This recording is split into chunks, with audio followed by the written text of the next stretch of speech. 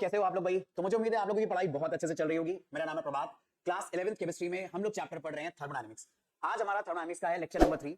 आज हम लोग इस चैप्टर में बहुत ही इंपॉर्टेंट टॉपिक्स का डिस्कशन करने वाले हैं। जो टॉपिक हम डिस्कस करेंगे वो कुछ इस तरह से हैं। सबसे पहले हम लोग इंटरनल एनर्जी के बारे में पढ़ेंगे सिस्टम के लिए। साथ ही साथ बात करेंगे हम लोग फर्स्ट लॉ ऑफ थर्मोडायनेमिक्स की, जो कि इस चैप्टर पर न्यूमेरिकल वाइज अगर बात करी जाए सबसे ज्यादा पूछे जाने वाला टॉपिक है। और हम लोग साथ ही साथ काम करेंगे मोलर हीट कैपेसिटी के ऊपर। तीनों ही टॉपिक इस चैप्टर के आप ऐसा मान सकते हो बहुत इंपॉर्टेंट टॉपिक है, हाई वेटेज टॉपिक है, इनके ऊपर क्वेश्चन अक्सर आते हैं। तो बिना और कोई टाइम वेस्ट करे सीधे डिस्कशन पे ही जंप करते हैं। सबसे पहले बात करना शुरू कर देते हैं इंटरनल एनर्जी के बारे में कि इंटरनल एनर्जी क्या चीज होती है। अब डेफिनेशन के रिगार्ड में अगर बात करी जाए उससे पहले एक जरूरी बात मैं बता दूं। दरअसल में हम लोग थर्मोडायनेमिक्स चैप्टर जब केमिस्ट्री में पढ़ते हैं और उसके ऊपर जब भी हम लोग इस तरह के फिजिकल क्वांटिटीज के बारे में बात करते हैं, इंटरनल एनर्जी या इस तरह की चीजें, तो मोस्टली हम लोग अपने सिस्टम को ना गैस स्टेट में मान के चलते हैं। यानी अभी हम लोग जो बात कर रहे होंगे इंटरनल एनर्जी की, वो मोस्टली हम लोग गैसीय सिस्टम के बारे में बात करेंगे। और ये बात सिर्फ केमिस्ट्री तक ही लागू नहीं होती, ये बात फिजिक्स में भी जाती है। फिजिक्स में भी आपको ये चैप्टर पूरा दोबारा से पढ़ना होता है और वहां पर भी जब आप सिस्टम के साथ डील करते हो तो मोस्टली वो सिस्टम गैसीय सिस्टम होता है। तो हम लोग यहाँ पर इंटरनल एनर्जी के बारे में जब बात करने जा रहे हैं तो हम गैसीय सिस्टम को ही कंसीडर कर रहे हैं। यानी हम गैस की प्रॉपर्टीज को ही ध्यान में रखते हुए यहाँ पर जितनी भी डेफिनेशन है वो कन्वे करेंगे। तो अगर इंटरनल एनर्जी की डेफिनेशन हम बात करें क्या होती है, तो थर्मोडायनेमिक्स में इंटरनल एनर्जी अगर आपको किसी भी सिस्टम की डिफाइन करनी है तो उसके नाम से ही पता चल रहा है कि आप उस सिस्टम के अंदर जितनी एनर्जी आप उसके बारे में बात कर रहे हो। तो यानी इंटरनल एनर्जी सिस्टम के अंदर की टोटल एनर्जी को डिपिक्ट करती है, जिसमें हम क्या क्या चीजें लेते हैं, वो एनर्जी किन किन वजहों से आती है। तो बेसिकली में वो एनर्जी सिस्टम में प्रेजेंट जो पार्टिकल्स हैं उनके माइक्रोस्कोपिक मोशन की वजह से और उनके आपस में इंटरेक्शन की वजह से आती है। अलग अलग एटम्स के बीच में इंटरमोलिकुलर फोर्स काम करेंगे, अलग अलग मॉलिक्यूल्स के बीच में इंटरमोलिकुलर फोर्स काम करेंगे, तो वहां से इंटरेक्शन डेवलप होगा। जहां फोर्स है वहां पर कई बार एनर्जी भी होती है। ऐसे ही जो हमारे गैस के पार्टिकल्स है वो लगातार रैंडम मोशन करेंगे तो उनके पास काइनेटिक एनर्जी होगी और इंटरेक्शन की वजह से जो एनर्जी आएगी वो पोटेंशियल एनर्जी आएगी। तो गैस सिस्टम के लिए पोटेंशियल एनर्जी और काइनेटिक एनर्जी के टोटल को ही हम लोग इंटरनल एनर्जी बोल सकते हैं रफली। तो इसीलिए हम लोग जब भी गैसीय सिस्टम के इंटरनल एनर्जी डिफाइन करते हैं तो दो चीजों के रिस्पेक्ट में करते हैं। काइनेटिक एनर्जी जो मोशन की वजह से आएगी, पोटेंशियल एनर्जी जो गैस के पार्टिकल्स के बीच में जो इंटरमोलिकुलर फोर्स है या जो केमिकल बॉन्ड्स हैं उनकी वजह से आती है। तो आप इन दोनों को सम करते हो तो हमें इंटरनल एनर्जी किसी भी सिस्टम की मिलती है। यानी अगर सिस्टम में अगर आप किसी भी सिस्टम की इंटरनल एनर्जी लिखना चाहते हो तो रफली आप ये लिख सकते हो, इंटरनल एनर्जी को हम लोग यू से डिनोट करेंगे और किसी भी सिस्टम की इंटरनल एनर्जी अगर हमें निकालनी है तो हमें इसके अंदर प्रेजेंट सारे पार्टिकल्स की टोटल काइनेटिक एनर्जी और टोटल पोटेंशियल एनर्जी का सम निकालना होगा। और ये बात मैं आपको एडवाइस करूंगा, बहुत ध्यान से सुनो, कि किसी भी सिस्टम की टोटल इंटरनल एनर्जी निकालने के लिए जरूरी है कि आप उस सिस्टम के अंदर जितने भी पार्टिकल्स हैं उसके मोशन की वजह से हर पार्टिकल की काइनेटिक एनर्जी का सम निकालो, उनके इंटरमोलिकुलर फोर्स और केमिकल बॉन्ड की वजह से जितने भी टाइप के पोटेंशियल एनर्जी डेवलप हो रही है उन सबका सम करो, तो हमें उस सिस्टम की टोटल इंटरनल एनर्जी मिलेगी। और अगर ये बात आप समझ पा रहे हो तो आपको इंटरनल एनर्जी के बारे में कुछ बहुत ही इंपॉर्टेंट पॉइंट्स अब बड़े आराम से पकड़ में आएंगे और ये इंटरनल एनर्जी को डिस्कस करने के लिए बहुत इंपॉर्टेंट है। कई बार ये जो टॉपिक मैं बताने जा रहा हूं इस पे स्ट्रेट फॉरवर्ड आपसे क्वेश्चन पूछे जाते हैं और इंटरनल एनर्जी को अंडरस्टैंड करने के लिए ये टॉपिक आपको पता होने भी जरूरी है, ये पॉइंट आपको पता होने जरूरी है। सबसे बड़ा पॉइंट, इंटरनल एनर्जी दरअसल में स्टेट फंक्शन होता है, यानी ये हमारे सिस्टम की स्टेट पर डिपेंड करता है।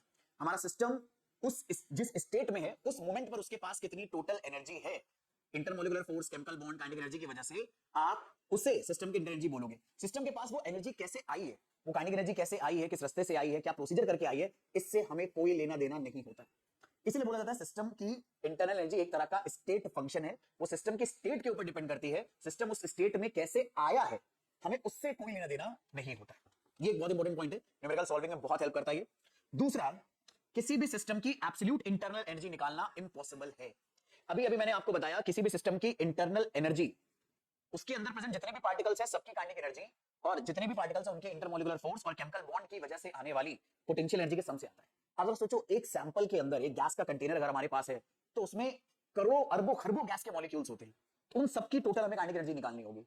उसके बीच में करोड़ों अरबों खरबों मॉलिक्यूल्स के बीच में अलग अलग तरह के इंटरेक्शन डेवलप हो रहे होंगे लगातार, हमें उनकी वजह से आने वाली सारी पोटेंशियल एनर्जी निकालनी होगी और ये हमारे लिए कर पाना प्रैक्टिकली इंपॉसिबल है। और इस प्रैक्टिकल इम्पॉसिबल नेचर की वजह से ही कभी भी हम किसी गैस की या किसी भी सिस्टम की एब्सोल्यूट इंटरनल एनर्जी निकाल ही नहीं सकते। ये बहुत इंपॉर्टेंट पॉइंट है इंटरनल एनर्जी के रिगार्ड में कि किसी भी सिस्टम की एब्सोल्यूट इंटरनल एनर्जी निकाल पाना हमारे लिए पॉसिबल नहीं है। ठीक है, अब कई बार बच्चे कहेंगे यार जब निकालना पॉसिबल नहीं तो फिर पढ़ी क्यों रहे यार, पढ़ो ही मत, सिलेबस घटा दो हमारा। ठीक है, तो नहीं, ऐसा नहीं है। भले चाहे हम सिस्टम की एब्सोल्यूट इंटरनल एनर्जी नहीं निकाल सकते पर चेंज इन इंटरनल एनर्जी निकाल सकते हैं और ये चेंज ही हमारे लिए बहुत काम की चीज होता है। अब देखो, इन दोनों बातों को अगर मैं प्रैक्टिकल एग्जांपल से समझाऊं तो आप बड़े आराम से टॉपिक पकड़ लोगे और ये भी समझ पाओगे कि क्यों हमारे लिए चेंज को स्टडी करना ज्यादा इंपॉर्टेंट है, भले ही हम एब्सोल्यूट वैल्यू नहीं निकाल सकते। और ये एग्जांपल मैं अपनी क्लासरूम में भी बच्चों को अक्सर देता हूं। ठीक है, अभी जैसे मैंने लेक्चर अपनी क्लासरूम में जब खत्म कराया तो मैंने बच्चों को एग्जांपल दिया कि अगर मैं तुमसे अभी पूछूं कि तुम्हारी नेट वर्थ क्या है, तुम्हारे पास अभी टोटल कितने पैसे हैं, या तुम कितने पैसों के बराबर वर्थ रखते हो, ठीक है। तो क्योंकि क्लासरूम में जब मैंने सवाल पूछा तो कोई बच्चे 500 रुपए लेके आए थे, किसी ने बोला सर मेरे पास तो अभी 500 रुपए हैं, कोई 1000 रुपए लेके आया तो उसने कहा सर मेरे पास 1000 रुपए है, कोई 20 रुपए ही लेके आया था, ठीक है, वो कह रहा है मेरे पास 20 रुपए हैं। तो क्या एक्चुअल में ये आपकी नेटवर्थ है? क्या आप इतने पैसों के बराबर ही वर्थ करते हो एक्चुअल में? नहीं, आपकी नेटवर्थ निकालना एक्चुअल में अगर देखा जाए बहुत मुश्किल है भाई, क्योंकि अगर तुम क्लासरूम में आए हो क्लास अटेंड करने, तुम अपना फोन भी तो लेके आए हो, उस फोन की भी तो कोई वैल्यू है जिसको बेच के तुम पैसे अर्न कर सकते हो। ऐसे ही तुम्हारे रगों में खून दौड़ रहा है, ठीक है, उसकी भी तो कीमत है। किडनी है तुम्हारे पास, वो तुम्हें जोक सुने होंगे, लोग आईफोन खरीदने के लिए अक्सर किडनी बेचते हैं, ठीक है, ये वाले जोक्स बहुत पॉपुलर जब भी कोई नया आईफोन लॉन्च होता है उसके दौरान, अभी आज हाल फिलहाल लॉन्च भी हुआ है। तो ऐसे ही तुम एक्चुअल में जितने तुम्हारे जेब में रुपए हैं, तुम्हारी नेटवर्थ उतनी थोड़ी है, ठीक है। और अभी तुमने कोई कंपनी तो बनाई नहीं कि तुम कंपनी के शेयर के हिसाब से नेटवर्थ कैलकुलेट करोगे जैसे एलोन मस्क की होती है। तो बात समझना, तुम्हारी नेटवर्थ तुम्हारी जेब में रखे हुए पैसों से अकेले डिसाइड नहीं हो सकती। तुम्हारी नेटवर्थ निकालना तुम्हारे लिए भी नेक्स्ट टू इम्पॉसिबल है, क्योंकि वो इतने सारे फैक्टर्स पे डिपेंड करेगी। एकदम अगर हम लोग बेसिक लेवल पर बात करें, अगर हर सारी चीजों को कंसीडर करें जिससे तुम्हारी नेटवर्क क्रिएट हो सकती है, तो वो इतनी सारी चीजों पर डिपेंड करेगी कि तुम्हारे लिए उसकी टोटल वैल्यू निकाल पाना पॉसिबल नहीं है। ऐसे ही सिस्टम की इंटरनल एनर्जी जब हम निकालने बैठते हैं तो इतने सारे पैरामीटर्स उसको इफेक्ट करते हैं कि एब्सोल्यूट इंटरनल एनर्जी निकालना पॉसिबल नहीं है, लेकिन चेंज पॉसिबल है। और चेंज हमारे लिए बहुत काम का सौदा है। कैसे? अब इस एग्जांपल को मैं थोड़ा सा आगे प्रोसीड करता हूं। अभी मैंने पूछा तुमसे तुम्हारी नेटवर्क क्या है, तुम नहीं बता पा रहे, मतलब ठीक है, मतलब तुम्हें एड्रेस हो गया कि हाँ भाई उसको बताना बड़ा मुश्किल है। लेकिन इमेजिन करो कि तुम क्लास अटेंड करने के बाद अपने घर को निकले, या अभी तुम मान लो ऑनलाइन लेक्चर अटेंड कर रहे हो, मम्मी ने कहा बेटा धनिया लिया, ठीक है, तुम घर पे गए, घर से गए धनिया लेने, और रास्ते में तुम्हें एक पैसों से भरा बैग पड़ा मिल गया, ठीक है, 500 की गड्डी है, गड्डियां भरी हैं उसमें, लेट्स से एग्जांपल के तौर पे इतनी गड्डियां भरी हैं उसमें कि वो 2 करोड़ रुपए हैं, ऐसे रैंडमली मैं चूज कर लेता हूं, ठीक है, या फिर ज्यादा बेटर 7 करोड़ रुपए उसके अंदर। तो इमेजिन करो 7 करोड़ रुपए पड़े उसके अंदर। अब जरा समझना, तुम जब घर से निकले थे तुम्हें तुम्हारी नेटवर्थ एग्जैक्टली नहीं पता थी, क्योंकि हर एक छोटा छोटा पैरामीटर तुम्हारी नेटवर्थ को क्रिएट करने में रोल प्ले कर रहा था। तुम्हारी किडनी, तुम्हारा खून, तुम्हारा फोन, तुम्हारे कपड़े, ठीक है, तुम्हारा टाइम, तो अपना टाइम भी लोगों को बेच सकते हो भाई, मतलब जब तुम नौकरी करने जाओगे तो अपना टाइम ही बेच रहे हो अक्सर लोगों को स्किल्स के साथ। ऐसे ही अब तुम जब घर से निकले तो तुम्हारी टोटल नेटवर्थ नहीं पता थी, लेकिन अब तुम्हें 2 करोड़ रुपए पड़े मिल गए। और अब अगर मैं तुमसे 7 करोड़ रुपए, सॉरी, अब अगर मैं तुमसे पूछूं अब तुम्हारी नेटवर्थ एग्जैक्टली कितनी है, तो फिर तुम्हारे लिए निकालना मुश्किल है, क्योंकि अब इन 7 करोड़ के अलावा भी तो तुम्हारे पास अमाउंट है, भले से कम अमाउंट है, तुम्हारी किडनी उतना वर्थ नहीं करेगी, बट तुम्हारी स्किल तो अभी भी बहुत वर्थ करेंगे, वो तुम्हें कई करोड़ रुपए कमा के दे सकती है। तुम प्लीज करना, इन 7 करोड़ रुपए के मिलने से पहले भी तुम्हें तुम्हारी नेटवर्थ नहीं पता थी टोटल कितनी है, 7 करोड़ मिलने के बाद भी तुम्हें टोटल नहीं पता कि कितनी है, लेकिन इन दोनों प्रोसेस के दौरान चेंज कितना आया तुम्हारी नेटवर्थ में ये तुम्हें पता है, कि घर से निकलने से पहले और धनिया लाने के बाद मेरे पास मेरी नेटवर्थ में कितना चेंज आ गया है, 7 करोड़ का चेंज आ गया। अब ये चेंज कैसे आया, कैसे हम इसे कंट्रोल कर सकते हैं, कैसे अलग अलग चीजों में इस्तेमाल कर सकते हैं, ये बड़ा काम का सौदा है हमारे लिए। अब वो 7 करोड़ जो मिले हैं तुम्हें कैसे मिले हैं, कहीं तुमसे कोई ले ना जाए, 50 तरह की चीजें तुम्हारे दिमाग में आएंगी, और ये तुम्हारे लिए बहुत जरूरी है अब इसको समझना। ऐसे यहाँ पर भी होता है, इंटरनल एनर्जी एब्सोल्यूट नहीं निकाल सकते, लेकिन किसी चीज को, किसी गैस को हीट देकर या वर्क कराकर उसकी इंटरनल एनर्जी को चेंज करा जा सकता है, और इस चेंज को कैलकुलेट हम कर सकते हैं, और जो चीज हम कैलकुलेट कर सकते हैं, जो चीजें मेजर कर सकते हैं, वो हमारे काम की हो जाती है। तो इसलिए चेंज इन इंटरनल एनर्जी निकालना हमारे लिए बहुत काम का सौदा है, भले चाहे हम एब्सोल्यूट वैल्यू उसकी कैलकुलेट ना कर पाए। और इसलिए ये बात भी याद रखना कि इंटरनल एनर्जी स्टेट फंक्शन होती है, सिस्टम की स्टेट पे डिपेंड करती है, वो कैसे स्टेट आप अचीव करवा रहे हो उस पर डिपेंड नहीं करेगी। और यहीं से एक और बड़ी इंपॉर्टेंट बात बता देता हूं, यहाँ से यार न्यूमेरिकल्स में कई बार ये सवाल पूछा जाता है, वो ऐसे आपको एक तरह का ग्राफ बना के दे देंगे, आपको बता देंगे गैस अभी इस प्रेशर वॉल्यूम पर है, मान लेते हैं प्रेशर P1 है, वॉल्यूम V1 है, थोड़ी देर बाद इसका प्रेशर P2 हो गया तो ये डिक्रीज हो रहा है, वॉल्यूम इंक्रीज हो गया। अब ये कहेंगे कि यार हमने इस गैस का प्रेशर और वॉल्यूम जब चेंज करा है तो 3 अलग रास्तों से करा है।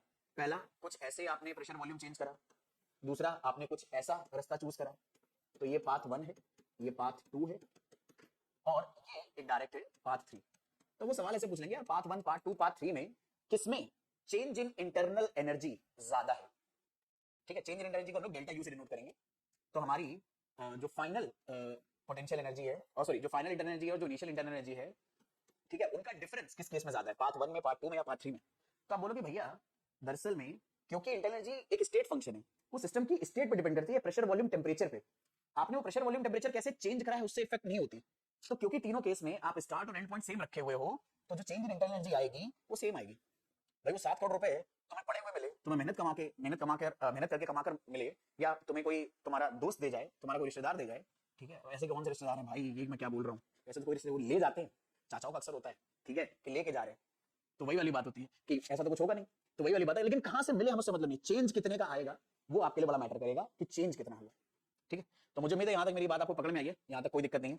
फिर आगे आ जाते हैं अपनी कहानी पर। इंटर एनर्जी के बारे में एक पॉइंट और याद रखना, चेंज इन इंटर एनर्जी तभी अगर होता है जब सिस्टम को आप हीट देते हो या निकालते हो, या सिस्टम पर वर्क करते हो या सिस्टम से वर्क कराते हो, तभी इंटरनल एनर्जी चेंज होता है। तो इन तीन बातों को अपने इंटरनल एनर्जी को स्टडी करने के लिए बहुत ज्यादा ध्यान रखना, स्पेशली ये दोनों पॉइंट। तो आ जाते हैं थोड़ी सी बात के ऊपर। अगर इंटरनल एनर्जी का आइडिया आपको पकड़ में आ गया है तो आप फर्स्ट लॉ ऑफ थर्मोडायनामिक्स बड़े आराम से समझ सकते हो।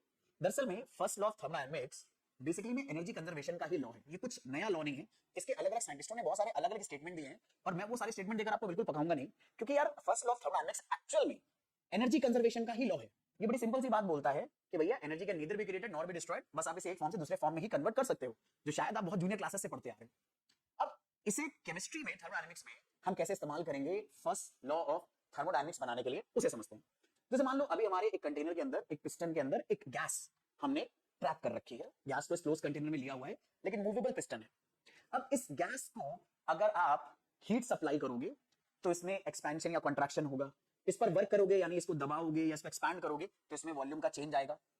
और अगर आपने गैस को हीट और वर्क करवाया, तो हमने अभी पढ़ा था कि यार हीट और वर्क दरअसल में सिस्टम की इंटरनल एनर्जी चेंज कर सकता है। ये थर्ड वाला पॉइंट, हीट और वर्क सिस्टम की इंटरनल एनर्जी चेंज कर सकता है।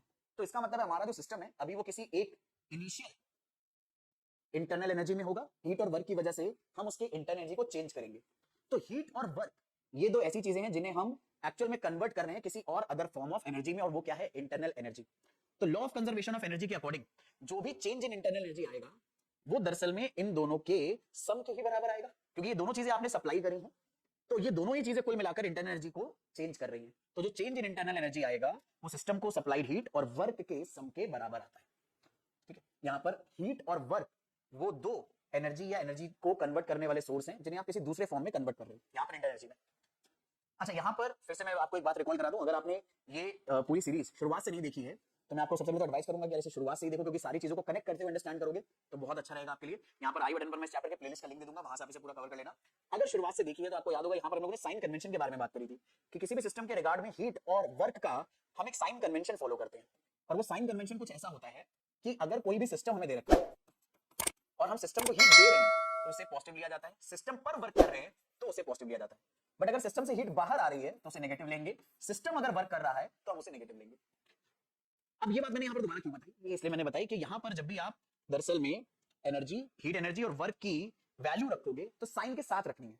हीट सिस्टम को अगर दे रहे हो और मान लो 500 जूल हीट दी तो प्लस 500 रखोगे। 250 जूल अगर एनर्जी निकली तो आप माइनस 250 रखोगे। सिस्टम पर अगर आपने 200 जूल वर्क करा तो आप उसे पॉजिटिव लोगे।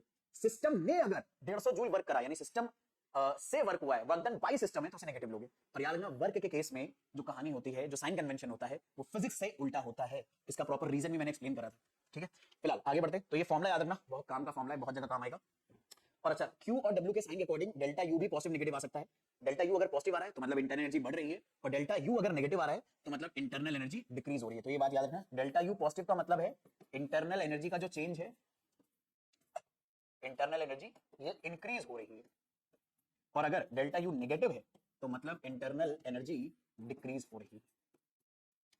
ठीक है, अब ये जो फर्स्ट लॉ ऑफ थर्मोडायनामिक्स है हम इसे अलग अलग केसेस में स्टडी करते हैं। अलग अलग केसेस का मतलब है जैसे कि आइसोथर्मल प्रोसेस के लिए, आइसोबारिक प्रोसेस के लिए, आइसोकोरिक प्रोसेस के लिए, एडियाबैटिक प्रोसेस के लिए, इन सब के लिए।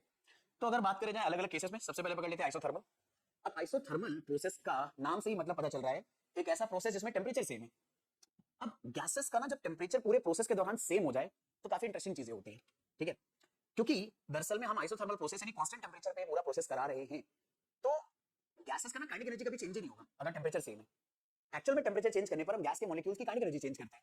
अगर आपने टेम्परेचर सेम रख दिया तो गैस के मॉलिक्यूल्स की काइनेटिक एनर्जी चेंज ही नहीं होगी। और इंटरनल एनर्जी क्योंकि काइनेटिक एनर्जी से डिराइव होती है, तो अगर काइनेटिक एनर्जी में ही कोई चेंज नहीं हुआ तो इंटरनल एनर्जी में भी कोई चेंज नहीं होगा। तो ये बात याद रखना, आइसोथर्मल प्रोसेस में जो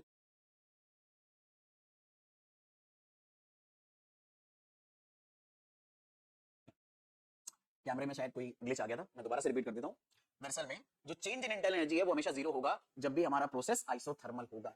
टेम्परेचर कांस्टेंट होने पर डेल्टा यू हमेशा जीरो होगा। अब जरा एक बात बताओ, डेल्टा यू अगर जीरो है तो हमें पता है फर्स्ट लॉ ऑफ थर्मोडायनामिक्स के according delta U Q plus W के बराबर है। एफएलटी भी बोलते हैं फर्स्ट लॉ ऑफ थर्मोडायनामिक्स को शॉर्ट फॉर्म में। तो delta U Q plus W के बराबर है। अब एक बात बताओ, डेल्टा यू अगर जीरो रखा आपने तो क्यू प्लस डब्ल्यू जीरो के बराबर आ जाएगा, और अगर क्यू प्लस डब्ल्यू जीरो के बराबर आ गया तो अगर आप डब्ल्यू को एक साइड भेजोगे तो क्यू आ जाएगा माइनस डब्ल्यू के बराबर। और अब मैं काम की एक सबकी बात बताऊं, थोड़ी सी हंसी मेरे को इसलिए आ रही है क्योंकि कई बार मैंने बच्चों को एक ऐसा नादानी वाला क्वेश्चन पूछते हुए देखा है कि सर आपने अगर क्यू को उधर भेजा है लेफ्ट साइड पे तो क्यू पे नेगेटिव आना चाहिए, डब्ल्यू पे नेगेटिव क्यों आया? हालांकि उनका क्वेश्चन बिल्कुल वाजिब है, लेकिन आप जरा सोचो कि यार अब दो चीजें प्लस में है, ठीक है, कोई ये रूल थोड़ी है कि अगर मैंने क्यू को लेफ्ट में लिखा है तो मैंने क्यू को ही लेफ्ट में भेजा है। भाई अगर आप डब्ल्यू को उधर भेजोगे तो माइनस डब्ल्यू क्यू के बराबर आएगा, और इसे ऐसे लिख सकते हो ना भाई, अगर y x के बराबर है और x अगर y के बराबर है, दोनों का मतलब सेम ही तो है। यहाँ थोड़ी कुछ ऐसा हो रहा है कि आप इसे लेफ्ट में भेज रहे हो, इसे राइट में भेज रहे हो। दो चीजें अगर बराबर है तो किसी को भी लेफ्ट में लिखो, किसी को भी राइट में लिखो, इतना कोई फर्क नहीं पड़ेगा। वही चीज है यहाँ पर। और एक्चुअल में उन बच्चों की भी गलती नहीं, कई बार ना मैथ के ऐसे रूल्स बहुत बेसिक से कई बार हम ना अपने टीचर से पूछते हैं कंफ्यूजन के टाइम पे, और इस वजह से कंफ्यूजन कैरी फॉरवर्ड होता रहता है। मैंने बहुत सारे अच्छे बच्चों को इन सब जगहों पे स्ट्रगल करते देखा है, और ये बात मुझे इसलिए भी पता है क्योंकि कई बार मैं भी अपनी जूनियर क्लासेस में 10th वगैरह में इन सब चीजों में स्ट्रगल करता था और मेरे मार्क्स सिली मिस्टेक्स की वजह से काफी कट जाते थे। तो अगर ऐसी कोई भी छोटी मोटी डाउट्स आपको आ रहे हैं तो मैं आपको एडवाइस करूंगा कि भाई आप अपने बहुत सारे टीचर्स में कुछ आपको डेफिनेटली ऐसे अच्छे टीचर्स मिलेंगे जो इस तरह के डाउट्स बताने में ना बिल्कुल हेजिटेट नहीं करेंगे, और खुल के डाउट पूछो यार, ठीक है। अगर वाकई में आपको अपने अंदर इंप्रूवमेंट लाना है कि आप आज जैसे हो कल उससे आगे आपको बेहतर बनना है, तो ऐसे डाउट्स आते रहें, ठीक है, तो आप जरूर पूछते रहिए। और मुझे पता है कि बहुत सारे टीचर्स इतने बेसिक से डाउट बताने में कई बार शायद हिचकिचाते हिचकिचाते उन्हें लगता है इतनी बेसिक चीजें आपको पता होनी चाहिए, बट कई बार नहीं पता होती बच्चों को, और फिर बच्चे ना उनसे कई बार डरने लग जाते हैं ऐसे टीचर से। अगर आपने उनसे एक बार पूछा और उन्होंने आपका मखौल उड़ा दिया, मजाक उड़ा दिया, या फिर आपको डांटी दिया, कुछ भी कर दिया, तो फिर वो एक डिस्टेंस बढ़ने लगती है। बट डेफिनेटली अगर आप जिस भी जगह पे पढ़ रहे हो, ठीक है, अगर ऑफलाइन पढ़ रहे हो तो डेफिनेटली कोई ना कोई, अगर वहाँ पे 4 टीचर पढ़ा रहे हैं, 3 टीचर पढ़ा रहे हैं, कोई ना कोई टीचर ऐसा जरूर होगा, मेरी गारंटी है। आपके स्कूल में इतने सारे टीचर होंगे, उनमें से कोई ना कोई टीचर ऐसा जरूर होगा जो आपकी बड़ी इस तरह से हेल्प करने को तत्पर रहेगा। उनसे डिस्टेंस बना के नहीं रखनी है आपको। आप चाहे पढ़ाई में जैसे, डजंट मैटर, आप पढ़ाई में अच्छे हो, पढ़ाई में आप एवरेज हो, बिलो एवरेज हो, कोई फर्क नहीं पड़ता। आप पूरे टाइम मस्ती के मूड में रहते हो, ठीक है, वो आपका पर्सोना है, आपको अलाउड है वो पर्सोना मेंटेन करके रखना। लेकिन साथ ही साथ आपको यह भी समझना पड़ेगा कि ये सब चीजें हैं जो धीरे धीरे हमारे अंदर इंप्रूवमेंट लाती हैं। क्योंकि अगर आप आज अपनी टीचरों से ऐसे सवाल नहीं पूछोगे, आप हिचकिचाते रहोगे, तो हिचकिचाहट धीरे धीरे आपके अंदर ऐसी भरने लगेगी। फिर कल को आप किसी जॉब में जाओगे, आप कोई कंपनी शुरू करना चाहोगे, तो फिर आप वही आप उसी रूटीन में फंसे रहोगे कि आप लोगों की हेल्प लेने में फिर हिचकिचाते रहोगे, फिर आपके दिमाग में यही आएगा कि कोई मेरा मखौल ना उड़ाए। तो इसीलिए आपको इन सब चीजों से परे हट जाना है। कोई भी दिक्कत आती रहे, आपको जरूरी नहीं है कि आप हर टीचर से इतना खुल के आप कर लोगे, लेकिन आपको जरूर ऐसे लोग मिलेंगे जो आपकी हेल्प के लिए बैठे रहते हैं। आपको बस ऐसे लोगों को ढूंढना है और उनके साथ लगातार डिस्कशन करते रहना है इंप्रूवमेंट लाने के लिए, ठीक है। और भैया एक और बात, अगर दोस्तों से एडवाइस ले रहे हो तो अच्छे दोस्तों से लेना जो थोड़े सेंसिबल हो। अगर आपको उनकी एडवाइस वाकई में लग रही है ना कि यार बिल्कुल चूतिया एडवाइस है, तो बिल्कुल भैया उनसे मत लो, ठीक है। सुनने में भले चाहे वो कितनी अच्छी लगेगी, बट अगर आपको ना अंदर से फीलिंग आएगी कि वो बेवकूफी वाली एडवाइस है, तो ज्यादा बेटर है कि ज्यादा सेंसिबल लोगों से आप लो, क्योंकि आप और आपका दोस्त दोनों एक ही कश्ती में सवार हो, ठीक है। तो ऐसे प्रॉब्लम्स अगर वो बोले अबे क्या करना है रहने दो, तो ऐसे करते करते ना तुम आधा सिलेबस छोड़ दोगे, चीजें तुम्हें पकड़ में कम आएंगी, ठीक है। तो इसलिए जरूरी है कि सब चीजें आप करते हुए चले। बट फिलहाल अपनी कहानी को आगे बढ़ाते हैं। अब क्यों अगर माइनस डब्ल्यू के बराबर आ गया, तो क्योंकि आइसोथर्मल प्रोसेस हम कर रहे हैं, तो हम लोगों ने आइसोथर्मल प्रोसेस का वर्क का फॉर्मुला पढ़ा है। तो आइसोथर्मल प्रोसेस के लिए अगर इरिवर्सिबल तरीके से हम वर्क निकालें तो फॉर्मुला आता है minus P extended delta we, और अगर रिवर्सिबल आइसोथर्मल है तो उसके लिए ये फॉर्मुला अप्लाई करते हैं minus 2.303 NRT log final volume upon initial volume. और प्रेशर के टर्म में लिखोगे तो उल्टा हो जाएगा, initial pressure divided by final pressure. तो आप इस वर्क की जगह पर ये दोनों वैल्यूज भी रख सकते हो डिपेंडिंग अपॉन आइसोथर्मल प्रोसेस आपको कैसा बताया गया है। अगर वो इरिवर्सिबल है तो आप ये फॉर्मुला रख देना, अगर रिवर्सिबल है तो आप ये फॉर्मुला रख देना। और ये वर्क वगैरह हम लोगों ने लास्ट क्लास में निकाले हैं, लास्ट लेक्चर में निकाले। मैं फिर से बोल रहा हूं, अगर आपको इनमें डाउट आ रहा है ना कि ये क्या चीज है, तो आप सीधे इस वीडियो पे आ गए हो भाई। पहले आपको ये समझना पड़ेगा और इसके लिए पिछला लेक्चर है, लाइन से पढ़ो सारी चीजें इकट्ठा, ठीक है। ऐसा नहीं कि आपने इंटरनल एनर्जी आपको आज लेक्चर में दिक्कत दी है तो आप इंटरनल एनर्जी का वीडियो देखने आ गए। अरे उसके लिए जो बेसिक रिक्वायरमेंट्स है वो भी कवर करो भाई, इतनी मेहनत करनी पड़ेगी फॉर श्योर। अब आगे आ जाते हैं, आइसोथर्मल प्रोसेस की कहानी हमने समझ ली। बात कर लेते हैं आइसोकोरिक प्रोसेस की। अब आइसोकोरिक प्रोसेस ऐसा होता है जिसमें वॉल्यूम चेंज जीरो होता है, तो डेल्टा वी जीरो है। अब डेल्टा वी जीरो होने से खास क्या हो जाएगा, दरअसल में वर्क का फॉर्मुला अभी हमने पढ़ा, minus P external delta we होता है, ठीक है। अब अगर चेंज इन वॉल्यूम जीरो है तो वर्क भी जीरो होगा। अब हो सकता है किसी बच्चे के दिमाग में आ जाए कि सर यार ये फॉर्मुला तो आपने अभी बताया कि बस ये क्या नाम है, रिवर्सिबल इरिवर्सिबल प्रोसेस के लिए है, ठीक है। रिवर्सिबल के लिए तो अलग होता है, और जिन्होंने पुराना लेक्चर लिया उनको याद होगा कि रिवर्सिबल के लिए तो हम इंटीग्रेट करके निकालते हैं, क्योंकि ये फॉर्मुला तो सिर्फ रिवर्सिबल आइसोथर्मल प्रोसेस में काम करेगा, हमेशा काम नहीं करेगा। तो फिर क्या ये वर्क वाली जीरो वाली बात सिर्फ इरिवर्सिबल की ट्रू है? तो नहीं, ये रिवर्सिबल के लिए भी ट्रू है। क्योंकि अगर आप चेंज इन वॉल्यूम जीरो बोलोगे तो चाहे आप डेल्टा वी जीरो बोलो या डीवी को जीरो बोलो, दोनों का मतलब सेम है। और इरिवर्सिबल प्रोसेस के लिए वर्क निकलता है minus P external delta we से, और रिवर्सिबल के लिए वर्क निकलता है माइनस इंटीग्रेशन पी डीवी से। और अगर यहाँ पे डीवी जीरो रखोगे तो फिर से वर्क क्या आ जाएगा, जीरो आ जाएगा। तो चाहे प्रोसेस रिवर्सिबल हो चाहे इरिवर्सिबल हो, आइसोकोरिक प्रोसेस में वर्क हमेशा जीरो आएगा। और वर्क अगर जीरो आया तो फर्स्ट लॉ ऑफ थर्मोडायनामिक्स के according delta U Q plus W के बराबर है। और अगर delta U Q plus W के बराबर है, डब्ल्यू को यहां जीरो रख दोगे तो डेल्टा यू क्यू के बराबर आ जाएगा। और इससे तुम एक और कंक्लूजन निकाल सकते हो कि अगर तुम कोई भी प्रोसेस आइसोकोरिक तरीके से करोगे तो तुम जितना भी हीट उसको दोगे वो इंटरनल एनर्जी को चेंज करने में इस्तेमाल होगा। तुम अगर 500 जूल हीट दोगे तो उसकी इंटरनल एनर्जी 500 जूल चेंज हो जाएगी। अगर तुम उसे क्या नाम है 2000 जूल उससे एनर्जी निकाल लोगे तो उसकी इंटरनल एनर्जी 2000 जूल कम हो जाएगी। ये फॉर्मूला ये भी तुम्हें इंफॉर्मेशन बता रहा है कि आइसोकोरिक प्रोसेस करने पर तुम सिस्टम को जितनी हीट एक्सचेंज करवाओगे वो सारी की सारी हीट इंटरनल एनर्जी को ही चेंज करने में इस्तेमाल होगी, अगर प्रोसेस आइसोकोरिक है, अगर वॉल्यूम में कोई चेंज नहीं हो रहा है। ये बहुत इंपॉर्टेंट पॉइंट है। फिर आ जाते हैं एडियाबैटिक प्रोसेस के लिए। अब आपको पता है एडियाबैटिक प्रोसेस में हीट ट्रांसफर जीरो होता है, यानी यहाँ क्यू जीरो है। अब यानी एक बात नोटिस करो, हर तीनों तरह के प्रोसेस में कुछ ना कुछ जीरो था। जैसे आइसोथर्मल में डेल्टा यू जीरो था, तो फॉर्मूला हमारा Q is equal to minus W आ गया। यानी यहां पर तुम सिस्टम को जितनी भी हीट दोगे वो उतना ही वर्क का अपोजिट करने में काम करेगी। सिस्टम को हीट दी तो वर्क डन बाय गैस हो जाएगा, सिस्टम से हीट निकाली तो वर्क डन ऑन गैस होगा। यानी अगर आइसोथर्मल प्रोसेस में अगर तुमने किसी सिस्टम के ऊपर वर्क करा तो वर्क पॉजिटिव होगा, अगर वर्क पॉजिटिव है तो क्यों नेगेटिव होगा, यानी सिस्टम से हीट निकल आएगी। तो आइसोथर्मल प्रोसेस में सिस्टम से हीट निकाली जा सकती है वर्क करके। ये बात ट्रू एंड स्टेटेड फैक्ट है जो इस फॉर्मूले से निकल रहा है। अब सुनने में आपको लग रहा हो ये तो बड़ी ट्रिवियल सी बात है यार, क्या करना है इसका। दरअसल में अगर आप किसी भी इंडस्ट्री में काम करोगे जो बहुत ही बेसिक से प्रोसीजर थर्मोडायनामिक्स पर काम करती है, वर्क करती है, जैसे बड़ी बड़ी रिफाइनरीज, बड़ी बड़ी मैकेनिकल कंपनीज, वहां पर इन सब छोटी छोटी चीजों का बहुत इंपॉर्टेंट रोल आता है। तो सुनने में बड़ी ट्रिवियल बातें रखती हैं, बट अगर आप इन पर दिमाग लगाओगे तो ये बहुत ज्यादा क्रूशियल चीजें हो जाती हैं। अरे यार क्या हो गया। ठीक है, अब एडियाबैटिक प्रोसेस पे आ जाते हैं। तो एडियाबैटिक प्रोसेस में अगर हीट जीरो है तो हमारा जो फर्स्ट लॉ ऑफ थर्मोडायनामिक्स है उसके फॉर्मूले में क्यू को जीरो रख दो, क्यू को जीरो रखोगे तो डेल्टा यू डब्ल्यू आएगा। यानी ये इक्वेशन बोल रही है तुम सिस्टम पे जितना वर्क करोगे उतना ही इंटरनल एनर्जी चेंज होगी, और दोनों का साइन सेम है। इसका मतलब है अगर तुमने सिस्टम पर वर्क करा, ये वर्क डन ऑन सिस्टम होता है, तो वर्क डन ऑन सिस्टम अगर पॉजिटिव है तो सिस्टम की इंटरनल एनर्जी भी पॉजिटिव होगी। और अभी हमने डिस्कस करा था सिस्टम की इंटरनल एनर्जी अगर पॉजिटिव होती है तो मतलब इंटरनल एनर्जी जो है ना वो इंक्रीज हो रही है। अब मैं आलस के चक्कर में ऐसे लिख रहा हूं, आप अगर नोट्स में लिख रहे हो तो चाहो तो पूरा लिख सकते हो। ठीक है, इंटरनल एनर्जी के पॉजिटिव आने का मतलब इंटरनल एनर्जी बढ़ रही है, यानी इस वर्क की वजह से इंटरनल एनर्जी बढ़ जाएगी। तो एडियाबैटिक प्रोसेस अगर है हीट जीरो है और आपने सिस्टम पे वर्क कर दिया तो जितना वर्क करोगे उतनी ही इंटरनल एनर्जी बढ़ेगी। मतलब 500 जूल वर्क करा तो 500 जूल एनर्जी बढ़ेगी, 1000 जूल वर्क करा तो 1000 जूल एनर्जी बढ़ेगी। और अगर तुमने सिस्टम से वर्क बाहर निकाला, ठीक है, यानी वर्क डन बाय सिस्टम अगर है तो वर्क डन बाय सिस्टम में क्या होगा, अगर वर्क डन बाय सिस्टम में तो डब्ल्यू को नेगेटिव लोगे, और डब्ल्यू की अगर तुमने नेगेटिव वैल्यू रखी तो डेल्टा यू भी नेगेटिव आएगा। और डेल्टा यू के नेगेटिव आने का मतलब होता है कि जो इंटरनल एनर्जी है वो डिक्रीज हो रही है, यानी पहले एनर्जी ज्यादा थी बाद में घट रही है। तो अगर सिस्टम से वर्क तुमने करवा दिया तो जाहिर सी बात है ना, अगर तुम बिना कोई एनर्जी गेन करे वर्क करते जाओ तो तुम्हारी अंदर की एनर्जी क्या हो जाएगी, डाउन हो जाएगी। ऐसे ही सिस्टम गैस के साथ होगा, अगर गैस बहुत ज्यादा वर्क कर जाएगी बिना कोई हीट भी ट्रांसफर कराए तो उसकी इंटरनल एनर्जी घटने लगेगी, यानी उसकी फाइनल एनर्जी इनिशियल से कम होने लगेगी। तो ये एडियाबैटिक प्रोसेस के लिए कहानी है। फिर ऐसे आइसोबारिक का कहानी आ जाता है। आइसोबारिक में क्या होगा, प्रेशर कांस्टेंट होगा। तो क्योंकि आइसोबारिक प्रोसेस में प्रेशर कांस्टेंट है तो यार उसके लिए तो फॉर्मूले में ना क्यू भी आएगा, डब्ल्यू भी आएगा, डेल्टा यू भी आएगा, सब कुछ आएगा। ठीक है, क्योंकि प्रेशर कांस्टेंट होने पे ना तो क्यू जीरो होता है, ना डब्ल्यू जीरो होता है, ना डेल्टा यू जीरो होता है, कुछ भी जीरो नहीं होता। तो जो नॉर्मल फॉर्मूला है वही फॉर्मूला काम करेगा, उसके हिसाब से आपको काम करना पड़ेगा। ठीक है, तो ये चारों अलग अलग तरह के प्रोसेस के लिए मैंने आपको फर्स्ट लॉ ऑफ थर्मोडायनामिक्स बता दिया।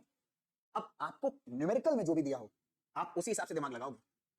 ठीक है, अब वरना बच्चे पर यही कहते फिरते हैं, अरे सर हमने थ्योरी तो पढ़ी थी, न्यूमेरिकल नहीं, मतलब थ्योरी हमें अच्छे से आई, स्कूल में भी समझ में आई, आपसे भी समझ में आई, वाले सर से पढ़ी थी उनसे भी समझ में आई। अबे नहीं भाई ऐसा नहीं है, तुझे नहीं समझ में आई, तूने पढ़ा नहीं है ध्यान से।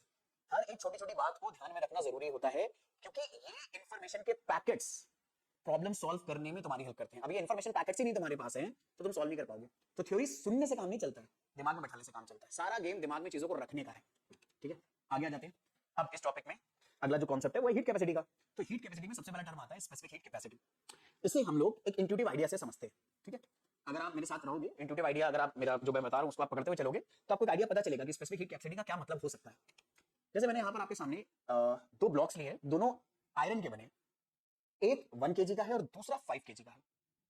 यहां पर एक सिचुएशन में दे रहा हूं कि यार इन दोनों का इनिशियल टेम्परेचर 20 डिग्री सेल्सियस है और आपको इन्हें हीट करके 30 डिग्री सेल्सियस पर लेकर जाना है दोनों को।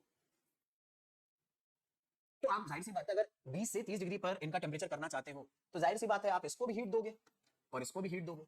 मान लो आपने इसे Q1 हीट दी, इसे Q2 हीट दी। अब मैं आपसे एक सवाल पूछ रहा हूं कि आपको क्या लगता है कि इस सिचुएशन में कौन से ब्लॉक को ज्यादा हीट देनी पड़ेगी अगर आप 20 से 30 डिग्री दोनों का टेम्परेचर करना चाहते हो? तो मुझे उम्मीद है आप जस्ट तो कर पा रहे होगे कि भाई साहब यहां पर हमें 5 kg वाले को ज्यादा हीट देनी पड़ेगी, क्योंकि उसमें ना अमाउंट ज्यादा है। तो उसका टेम्परेचर भले ही हमें 20 से 30 करना है पर अमाउंट ज्यादा होने की वजह से हमें ज्यादा अमाउंट ऑफ हीट देना पड़ेगा। तो क्या यहां से आपको इंट्यूटिव आइडिया लग रहा है कि किसी भी मटेरियल का हीट की हेल्प से टेम्परेचर बढ़ाने के लिए जो अमाउंट ऑफ हीट सप्लाई होता है वो मटेरियल के मास के डायरेक्टली प्रोपोर्शनल होता है। हो रहा है ना कि जितना ज्यादा मास होगा किसी भी बॉडी का हमें उसको उतनी ही ज्यादा हीट देनी पड़ेगी ताकि उसका टेम्परेचर इंक्रीज हो सके, भले ही सेम अमाउंट से आप टेम्परेचर इंक्रीज करना चाह रहे हो, ठीक है।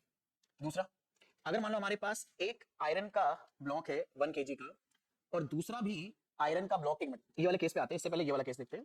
एक हमारे पास आयरन का ब्लॉक है 1 kg का, एक वुड का ब्लॉक है 1 kg का, दोनों 1 kg के हैं, दोनों का इनिशियल टेम्परेचर 20 डिग्री सेल्सियस है, दोनों का फाइनल टेम्परेचर 20 डिग्री सेल्सियस है, सॉरी दोनों का फाइनल टेम्परेचर 30 डिग्री सेल्सियस है, ठीक है। अच्छा ये वाले केस में दोनों आयरन 1 1 ब्लॉक है, इसमें भी वही ले लेते हैं कि इनिशियल टेम्परेचर 20 है, लेकिन यहां पर एक इंटरेस्टिंग केस ले रहे हैं, दोनों का इनिशियल टेम्परेचर भले हम 20 से स्टार्ट कर रहे हैं, लेकिन फाइनल टेम्परेचर एक का मान लो 50 है और एक का मान लो 100 है, दोनों का मास सेम है, बट एक का फाइनल टेम्परेचर मेरे को 20 से 100 लेके जाना है और एक का 20 से 50 लेके जाना है। क्या लगता है आपको इसमें किस केस में मेरे को ज्यादा हीट देनी पड़ेगी, राइट वाले 1 kg वाले आयरन ब्लॉक में या लेफ्ट वाले 1 kg वाले आयरन ब्लॉक में, किसमें ज्यादा हीट देनी पड़ेगी?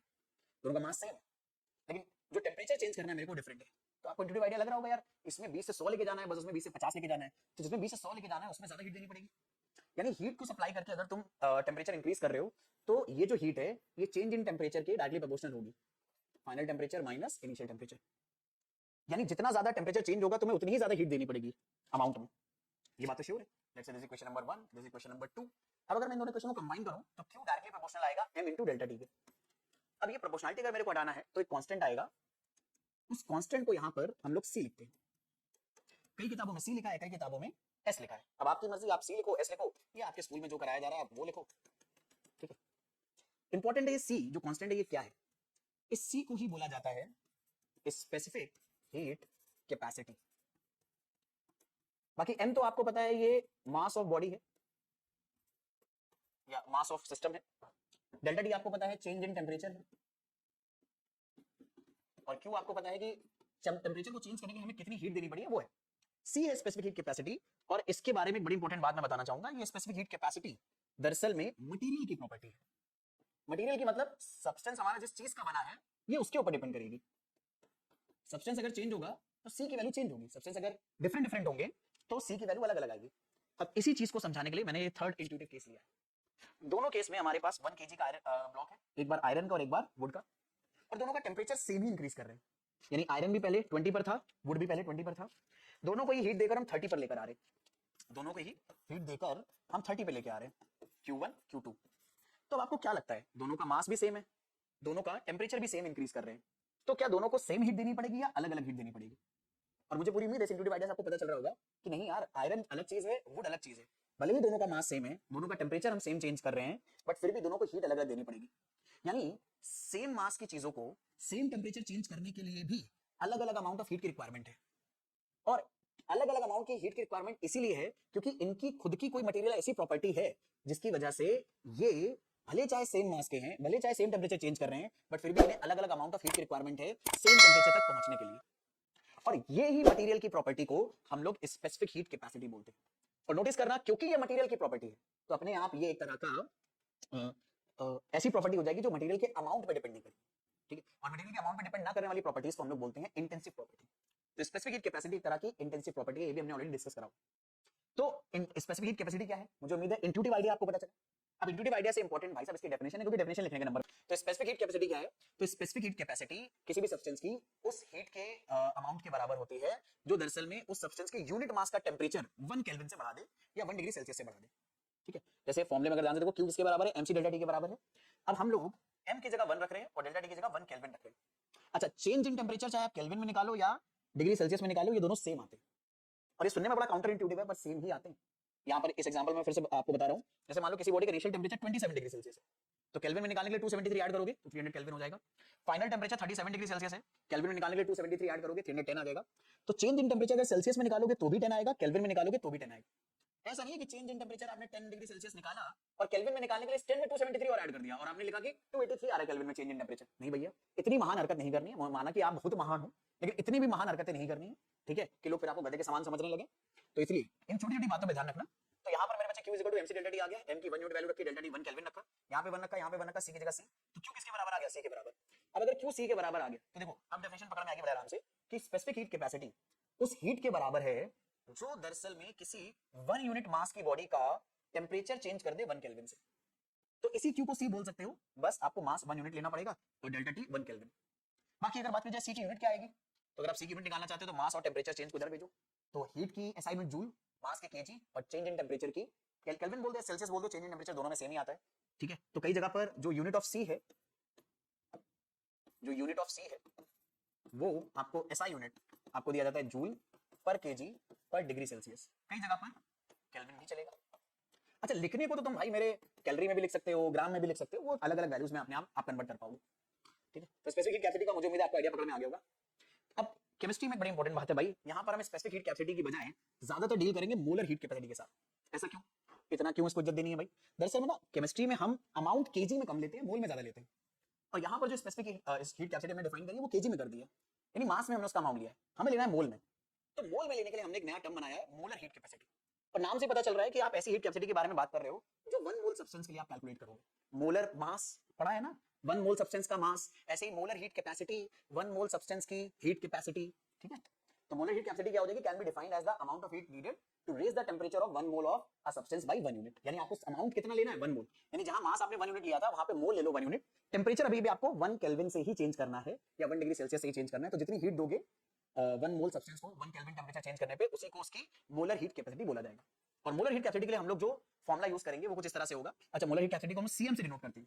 ठीक है, एम वर्ड इसलिए ताकि हमें याद रहे कि ये मोलर। फॉर्मुला जो आएगा वो दरअसल में कुछ ऐसा हो जाएगा, Q is equal to N C M delta T. मतलब जहां पर हम लोग मास लिखते थे, अगर आपको याद हो, याद ही होगा यार, ठीक है, जहां पर हम लोग मास लिखते थे वहां पर हम लोग लिखने लगेंगे मेरे भाई एन। एन क्या है, किसी भी सब्सटेंस के मोल्स। और मुझे उम्मीद है आप भूले नहीं होगे कि मोल्स का फॉर्मुला होता है किसी भी सब्सटेंस का मास इन ग्राम डिवाइडेड बाय उसका मोलर मास। सीएम उसकी हीट कैपेसिटी है, molar heat capacity, delta T change in temperature है जो इस हीट की वजह से आएगा। और नोटिस करो, अगर आप एन को 1 मोल ले लो और डेल्टा टी को आप 1 केल्विन ले लो, तो क्यू आ जाएगा सी एम के बराबर। और यहीं से ये डेफिनेशन बनी। लेकिन याद रहे, डेफिनेशन इस स्पेशल केस में बनी है कि अगर आप किसी भी सब्सटेंस के 1 मोल का चेंज इन टेंपरेचर 1 केल्विन लाते हो, तो ऐसा करने के लिए जितनी हीट देनी पड़ेगी, क्योंकि बिना हीट दिए टेंपरेचर तो चेंज होने से रहा है, तो ऐसा करने के लिए जितनी हीट देनी पड़ेगी उसी को सब्सटेंस की मोलर हीट कैपेसिटी बोलोगे। और क्योंकि यहां पर आपने सब्सटेंस का अमाउंट फिक्स कर दिया है 1 मोल, तो ये एक इंटेंसिव प्रॉपर्टी बन गया। अब अगर आप आयरन की मोलर हीट कैपेसिटी निकालोगे वो फिक्स है, आप हीलियम की मोलर हीट कैपेसिटी निकालोगे वो फिक्स है, वो इंटेंसिव प्रॉपर्टी है। आप हीलियम का कितना भी अमाउंट लो, उससे मोलर हीट कैपेसिटी पे कोई फर्क नहीं आता है। ये बहुत इंपॉर्टेंट बात है, याद रखना। ठीक है, मुझे उम्मीद है यहां तक तो कोई दिक्कत नहीं है, यहां तक कोई परेशानी नहीं है। अच्छा यार, आगे चलने से पहले सी और सीएम में रिलेशन देखने से पहले एक जरूरी बात मैं बताना चाहूंगा। दरअसल में ये बात नोट्स में मैं लेना भूल गया हूं, लेकिन अभी अभी मुझे किस्सा याद आया, इसलिए मुझे याद आया कि भाई ये बात बताना बहुत ज्यादा जरूरी है। हालांकि इसका फिजिक्स में बहुत रोल है, केमिस्ट्री में कम है, इसलिए अक्सर केमिस्ट्री वाले टीचर इसको मिस कर जाते हैं। वही मेरे साथ हुआ, मैं भी मिस करने जा रहा था, लेकिन तब तक मेरे दिमाग में भी वो किस्सा याद आ गया कि मेरा एक स्टूडेंट था ITBHU में, शायद इस बार उसका लास्ट ईयर होगा। ठीक है, तो जब उसका जेई का पेपर था तो एक क्वेश्चन आया था हीट कैपेसिटी के ऊपर, और वो ना उसे गलत कराया था। वो इसलिए गलत कराया था क्योंकि सवाल हीट कैपेसिटी का था और वो सॉल्व कराया था मोलर हीट कैपेसिटी के टर्म्स में। तो क्या ये दोनों अलग अलग होते हैं? हीट कैपेसिटी अलग है और मोलर हीट कैपेसिटी अलग है। यस, दोनों अलग अलग है, ये पता होना बहुत ज्यादा जरूरी है। सुनना, पहले तो पुराना वाला फॉर्मूला देखते हैं। Q is equal to M C delta T था, जहां पर ये जो C है इसे हम लोग बोलते हैं क्या नाम है, स्पेसिफिक हीट कैपेसिटी, और M सब्सटेंस का मास है। तो आप सब्सटेंस के मास को जब स्पेसिफिक हीट कैपेसिटी से मल्टीप्लाई कर देते हैं, तो ये जो टोटल क्वांटिटी बनती है ना, M इंटू सी, MC, जो तुम MC समझ रहे हो वाला नहीं, M इंटू सी यानी मास और स्पेसिफिक हीट कैपेसिटी का प्रोडक्ट, इसे बोला जाता है हीट कैपेसिटी। हाँ, बस ये हीट कैपेसिटी मास के टर्म्स में आई है, इसमें स्पेसिफिक वर्ड इस्तेमाल नहीं हो रहा है। तो स्पेसिफिक वर्ड अगर इस्तेमाल नहीं हो रहा है, मतलब आपको टोटल मास का हीट कैपेसिटी निकालना है, तो उसके लिए मास और स्पेसिफिक हीट कैपेसिटी को आप मल्टीप्लाई करोगे। तो किसी भी सब्सटेंस की जो हीट आप देते हो डेल्टा टी टेंपरेचर चेंज करने के लिए, ठीक है, वो उसका heat capacity into delta T के बराबर आता है। ऐसे ही अगर आपने फॉर्मूला मास की बजाय मोल्स में इस्तेमाल कर लिया, तो ये जो N इंटू सीएम बन रहा है ना, इसे भी मोल्स के रिगार्ड में सब्सटेंस की हीट कैपेसिटी बोला जाएगा। This is not molar specific heat capacity, molar heat capacity यही है, मोलर मोलर तो यही है, लेकिन मोलर हीट कैपेसिटी को अगर आपने मोल से मल्टीप्लाई कर दिया तो हीट कैपेसिटी बनेगी। तो याद रखना, अगर सवाल में हीट कैपेसिटी पूछा जाए, ठीक है, तो वो मोल और सीएम का प्रोडक्ट पूछ रहे हैं, अगर मोल के टर्म्स में आंसर देना है तो, और अगर मास के टर्म में आंसर देना है तो मास और सी को मल्टीप्लाई करना है। तो अब लाजमी सवाल आता है यार, कब मास को मल्टीप्लाई करेंगे, कब मोल को, पता कैसे चलेगा? तो इसका जवाब ना सी की यूनिट में, देखो यहां से अगर आप सीएम की एसआई यूनिट निकालोगे तो वो आएगा जूल, मोल्स, जूल पर मोल पर केल्विन। अगर आपको हीट कैपेसिटी की यूनिट जूल पर मोल पर केल्विन में दे रखी है, तो वो जाहिर सी बात है मोलर हीट कैपेसिटी है, और अगर मोलर है तो आप हीट कैपेसिटी निकालने के लिए नंबर ऑफ मोल से मल्टीप्लाई करते हैं। बट यहाँ पर ऐसा यूनिट क्या आएगी, सी की, यहाँ पर सी की निकाल रहे हो, यहाँ सीएम की निकाल रहे थे, तो वो आपको पता कितनी आएगी, जूल पर केजी पर केल्विन। तो अगर सी की यूनिट केजी वगैरह में दे रखी है और हीट कैपेसिटी पूछी है तो आप मास से मल्टीप्लाई करो, अगर वो मोल में दे रखी है तो आप मोल से मल्टीप्लाई करके हीट कैपेसिटी निकालो, उसके अकॉर्डिंग काम करो। वैसे क्वेश्चन में कुछ ना कुछ आपको हिंट पक्का दे रखी होगी इस कंफ्यूजन को दूर करने के लिए। मैंने अपनी समझदारी से आपको जो जो चीजें हो सकती थी बता दी हैं, आप अपनी समझदारी से याद रख लेना। अब आगे आ जाते हैं कि जो मोलर हीट कैपेसिटी है सीएम और जो स्पेसिफिक हीट कैपेसिटी है सी, ये सेमी सब्सटेंस की निकाल सकते हो आप। आयरन की भी आती है, हीलियम की भी आएगी, हीलियम की स्पेसिफिक हीट कैपेसिटी भी होती है, मोलर हीट कैपेसिटी भी होती है। तो इनके बीच में क्या रिलेशन है, तो इनके बीच में रिलेशन याद रखना बड़ा इंपॉर्टेंट है। इसे मैं ड्राइव करके आपको बता रहा हूँ, ठीक है। हालांकि सीधे रिलेशन से भी काम चल जाएगा, हमें काम रिलेशन से ही है, बट हमें यूनिट कन्वर्जन भी पता होना चाहिए कैसे करा जाता है। तो यार देखो, मान लो क्यू अमाउंट ऑफ हीट हम दे रहे हैं किसी सब्सटेंस को एम मास के, ठीक है, और उसका मोलर मास हमने कितना ले लिया है, कैपिटल एम, और टेम्परेचर ऑफ सब्सटेंस चेंज हो गया डेल्टा टी से। यानी कहने का मतलब है कुछ ऐसी सिचुएशन है, अगर मैं पेन का कलर चेंज करूं, ये कोई सब्सटेंस है, आपने इसको क्यू अमाउंट ऑफ हीट दी, इसका मास m है, मोलर मास m है, और इस हीट की वजह से इसका टेम्परेचर डेल्टा टी चेंज हो गया। अच्छा, तुमने एक बात नोटिस करी, चार लाइन में लिखी हुई बात को समझना बड़ा मुश्किल हो रहा था, लेकिन जरा सा इसका फिगर बनाया तो मुझे उम्मीद है बहुत सारे लोगों को पकड़ में आ गया होगा कि क्या सिचुएशन है। और यहीं पे एक बात मैं बताना चाहता हूँ कि कई बार न्यूमेरिकल सॉल्विंग के लिए जरूरी हो जाता है कि तुम सिचुएशन का एक रफ डायग्राम बना लो। लैंग्वेज कई बार उतनी पिक्चर क्लियर नहीं कर पाती जितना एक रफ डायग्राम कर देता है, ये न्यूमेरिकल सॉल्विंग बहुत हेल्प करता है। बट फिलहाल आगे आते हैं। अच्छा, इस सब्सटेंस का स्पेसिफिक हीट कैपेसिटी सी है और मोलर हीट कैपेसिटी सीएम है। तो अब हमें सी और सीएम में रिलेशन निकालना है सेम सब्सटेंस के लिए। तो कैसे निकालेंगे, तो देखो क्यू हमें किसके बराबर पता है, एमसी डेल्टा टी के बराबर होता है। लेकिन यही हीट आप अगर इस्तेमाल कर रहे हो इसका टेम्परेचर बढ़ाने में, तो यही हीट का फॉर्मूला मोल्स के लिए भी तो इस्तेमाल कर सकते हो भाई। हीट तो उतनी दोगे ना, बस फॉर्मूले में क्या होगा, मास की बजाय मोल्स आ जाएगा, सी की बजाय सीएम आ जाएगा। हीट तो उतनी दे रहे हो ना, क्योंकि सब्सटेंस तो उतना ही है, बस आप मास की बजाय मोल निकालोगे, स्पेसिफिक कैपेसिटी की बजाय सीएम निकालोगे। लेकिन हीट क्योंकि दोनों की सेम है, तो आप दोनों इक्वेशन के लेफ्ट हैंड साइड अगर बराबर है तो राइट हैंड साइड बराबर कर दो। आपने राइट हैंड बराबर कर दिया, राइट हैंड साइड बराबर करिए तो टेम्परेचर सेम चेंज हो रहा है, ठीक है। तो डेल्टा टी से डेल्टा टी क्या हो जाएगा, कैंसिल आउट। तो m इंटू सी बराबर आ जाएगा n इंटू सीएम के। अब याद करो यार, ये m, ठीक है, मतलब ये जो n है यहाँ मल्टीप्लाई में भेजेंगे, डिवाइड में आ जाएगा। तो ये जो सीएम है इसकी वैल्यू क्या आ जाएगी, mass of substance divided by mole into C. बस अब ये याद करने की कोशिश करो, मास और मोल को डिवाइड करते हैं तो क्या आता है, तो मास और मोल को डिवाइड करते हैं तो मोलर मास आता है, ठीक है। हम लोगों ने एक फॉर्मूला पढ़ा था ना अभी, मोल का फॉर्मूला क्या था, सब्सटेंस का mass divided by molar mass. इन दोनों को क्रॉस मल्टीप्लाई करो तो मोलर मास क्या आ जाएगा, मास डिवाइडेड बाय मोल। तो मास डिवाइडेड बाय मोल्स जो आता है वो मोलर मास है, तो यानी m अपॉन n की जगह मोलर मास आ सकता है। तो हमारा जो फॉर्मूला बनेगा वो बनेगा Cm is equal to molar mass into C, ठीक है। ये बहुत इंपॉर्टेंट चीज है। अब यहां पर भी इस फॉर्मूले को अप्लाई करते टाइम भी बच्चों से बहुत गड़बड़ होती है, और वो यूनिट कन्वर्जन की वजह से होती है। सुनना मेरी बात, अगर आपको मोलर मास ग्राम पर मोल में दिया है, जो नॉर्मली ग्राम पर मोल में ही होता है, जैसे आपको याद होगा ना, अगर मैं पूछूं यार वाटर का मोलर मास कितना है, तो आप में से बहुत सारे लोग एकदम छाती बुला के चिल्ला के बोलेंगे अरे सर 18। तो ये जो 18 होता है ये ग्राम पर मोल में होता है, यानी आप नॉर्मली फॉर्मूले से जो मोलर मास निकालते हो वो ग्राम पर मोल में ही निकल कर आता है। और अगर मोलर मास ग्राम पर मोल में आया है तो सी को स्ट्रिक्टली जूल पर ग्राम में होना चाहिए। अगर ये जूल पर केजी में है तो आपको या तो इसे केजी में कन्वर्ट करना पड़ेगा या इसे ग्राम में कन्वर्ट करना पड़ेगा। कृपया करके इस बात का ध्यान रखें कि यहां पर मास की यूनिट और यहां पर मास की यूनिट सेम होनी चाहिए, अलग अलग नहीं चलेगी। और जब आप ऐसा करोगे तो सीएम की जो यूनिट है वो अपने आप आ जाएगी भाई। अगर आपने हीट मतलब जो एनर्जी है वो जूल में रखी है तो जूल पर मोल केल्विन आ जाएगी। तो इस यूनिट का ध्यान है कि कुछ केमिस्ट्री और फिजिक्स में ऐसे फॉर्मूले होते हैं जो ना यूनिट डिपेंडेंट होते हैं। अगर आप यूनिट सही से इस्तेमाल नहीं करोगे तो फिर रायता फैल जाएगा, खामा कहीं गड़बड़ हो जाएगी। और यही वो छोटी डिटेल्स हैं जो तुमसे न्यूमेरिकल सही करने में तुम्हारी कई बार हेल्प करती है। तो ये वाली बात याद रखना। अब देखो, अब इसमें अगर आपको स्पेसिफिक हीट कैपेसिटी पता है तो आप मोलर हीट कैपेसिटी निकाल लोगे, मोलर हीट कैपेसिटी पता है तो स्पेसिफिक निकाल लोगे। बस m का एक बार मल्टीप्लाई करना है और दूसरी बार अगर आपको डिवाइड करना है। c निकालना है, cm दिया है तो डिवाइड करो, c दिया है cm निकालना है तो m का मल्टीप्लाई करो। अभी कहानी को आगे बढ़ाते हैं।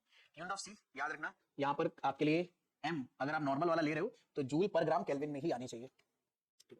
लो, अभी भी स्पेसिफिक कैपेसिटी खत्म नहीं हुई है, अभी भी एक नई चीज है cp और cv। दरअसल में गैसेस के लिए जो मोलर हीट कैपेसिटी होती है ये ना प्रोसेस के ऊपर डिपेंड करती है कि आप प्रोसेस कांस्टेंट प्रेशर पे करा रहे हो या प्रोसेस कांस्टेंट वॉल्यूम पे करा रहे हो। कांस्टेंट वॉल्यूम पर कराओगे तो गैस की मोलर हीट कैपेसिटी अलग आती है, और प्रेशर पे कांस्टेंट अगर करा के करोगे प्रोसेस तो मोलर हीट कैपेसिटी अलग आती है। तो सीपीसीवी क्या चीज है, ये गैस के लिए होता है। मोलर हीट कैपेसिटी पी अगर लिखा है तो एट कांस्टेंट प्रेशर है, और ये molar heat capacity at constant volume है, ठीक है। अब एक एक केस में देखते हैं। सबसे पहले देखते हैं molar heat capacity at constant volume. यानी बेसिकली में हम जब एक गैस को हीट दे रहे हैं तो हम वॉल्यूम कांस्टेंट रखेंगे, और वॉल्यूम कांस्टेंट रखने का बड़ा सिंपल तरीका होता है, गैस को आप एक ऐसे क्लोज कंटेनर में रखो जिसकी दीवारें रिजिड वॉल की बनी है, यानी ये दीवारें हीट देने पर एक्सपैंड या कॉन्ट्रैक्ट नहीं होंगी, और एक्सपैंड या कॉन्ट्रैक्ट नहीं होंगी तो वॉल्यूम नहीं चेंज होगा, ठीक है। तो हमें वॉल्यूम क्या रखना है, कांस्टेंट। तो ऐसी सिचुएशन में हम हीट दे रहे हैं, और भाई मेरे याद करो, अगर आप कांस्टेंट वॉल्यूम पर हीट दोगे तो सारा का सारा हीट, भाई अगर वॉल्यूम कांस्टेंट है तो वर्क जीरो हो जाएगा, और वर्क अगर जीरो हो गया तो सारा का सारा हीट इंटरनल एनर्जी चेंज करेगा, सारा का सारा हीट। और अगर इंटरनल एनर्जी चेंज हुआ तो मतलब टेम्परेचर चेंज होगा अच्छा खासा, ठीक है।